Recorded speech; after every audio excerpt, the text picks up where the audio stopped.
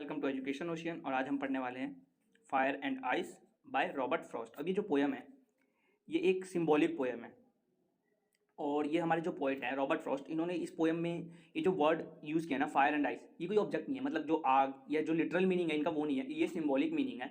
Means इन्होंने ऐसे metaphors use किए हैं जिससे इनका अलग ही सिंबल निकलता है। मीन्स ये एक ह्यूमन इमोशंस को भी दर्शाते हैं।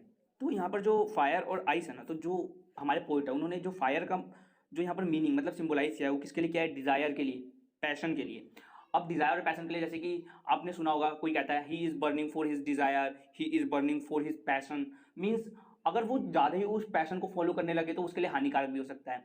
तो यहाँ पर जो फायर है वो किसके लिए है? पैशन के लिए और डिज़ायर के लिए। और जो आइस है वो किसके लिए? हेट्रेड के लिए। मीन्स अगर तुम किसी को पसंद नहीं करते हो या उसको नापसंद करते हो तो इस चीज़ के बारे में जो आइस है उसको सिंबलाइज किया है।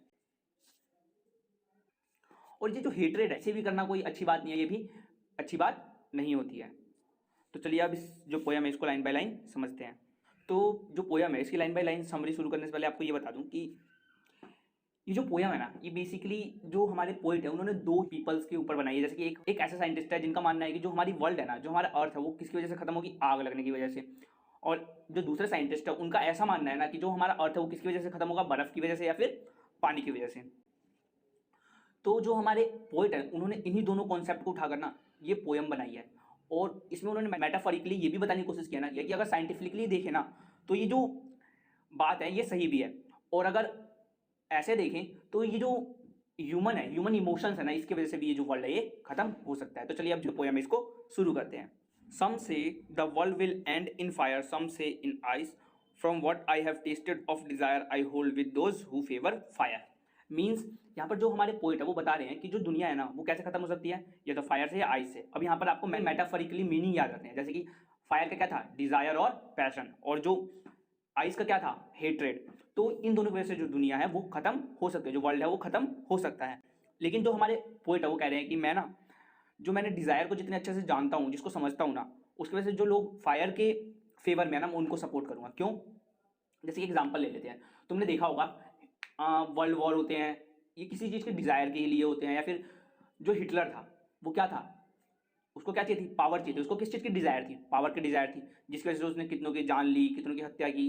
तो उसने बहुत ही सारे गलत काम किए, किसके लिए? डिज़ायर के लिए। किसके? पावर के डिज़ायर के लिए। तो इस तरीके से भी दुनिया खत्म हो सकती है। तो इसलिए कहते हैं जितना मैं जानता हूँ, power, desire of love, desire of power, desire of anything, अगर ज़्यादा उसकी डिज़ायर हो जाए ना, अगर एक तो होता है लिमिट में, एक होता है अगर ज़्यादा ही हो जाए तो वो चीज़ हानिकारक होती है। तो जो हमारे पोइट है वो भी ये बताते हैं कि जो लोग डिजायर के फेवर में, मतलब जो लोग फायर के फेवर में है, मैं उनकी तरफ से भी सपोर्ट करता हूं। लेकिन अब वो सेकंड स्टैंजा में क्या कहते हैं? But if it had to perish twice, I think I know enough of hate to say that for destruction ice is also great and would be suffice. हमारे जो पोइट है वो बताते हैं यहाँ पर, पहले तो आप दो वर्ड का मीनिंग जान लो। जो पेरिस का मीनिंग है यहाँ पर उसका क्या है? दैट। और जो सफिस का मीनिंग है मतलब सफिशियंट। तो यहाँ पर जो हमारे पोइट है वो बता रहे हैं कि अगर दुनिया को दो बार खत्म होना है ना, मतलब जो वर्ल्ड है उसको दो बार खत्म होना है या लोगों को दो बार मरना है ना, तो इस जो वर्ल्ड है इसके अंदर जितनी हेट है ना वो काफ़ी है, और वो दुनिया को खत्म करने के लिए सही बिल्कुल सही मात्रा में है या फिर बिल्कुल काफ़ी है। ऐसा क्यों बोलते हैं वो? जैसे कि एग्जाम्पल ले लो, तो जैसे कि आप एग्जाम्पल ले लो कि एक कंट्री है वो दूसरी कंट्री पर रूल करने जाएगी, तो जो जिस कंट्री पर वो रूल करने जा रही है उस कंट्री के जो मन में ना इस कंट्री के लिए हेटेड पैदा हो जाएगी। क्यों? क्योंकि वो इस पर रूल करने आ रहे हैं, उसके ऊपर शासन चलाने आ रहे हैं, तो वो क्या करेगी? इससे वॉर करेगी। तो इसी तरीके से दुनिया है वो खत्म हो सकती है। तो इस दुनिया में जितने भी लोग हैं ना इनके मन में इतनी ज़्यादा हेटेड है ना एक दूसरे के लिए, किसी ना किसी के लिए तो है ही। तो इतनी जो हेटेड है ये काफ़ी है इस दुनिया को खत्म करने के लिए। तो जो हमारा फर्स्ट स्टैंजा था उसके अंदर जो हमारे पोइट है उन्होंने बताया था कि कैसे जो डिजायर है, जो फायर है, वो कैसे जो वर्ल्ड है उसको खत्म कर सकता है। और जो सेकंड स्टैंजा में जो आइस है, मीन्स जो हेट्रेड है, वो कैसे जो वर्ल्ड को है वो खत्म कर सकता है। और यही मीनिंग थी इस पोएम की लाइन बाय लाइन। अगर आपको ये वीडियो अच्छी लगी हो तो इसे लाइक और शेयर जरूर करना। मिलते हैं अगली वीडियोज़ के साथ। Thank you.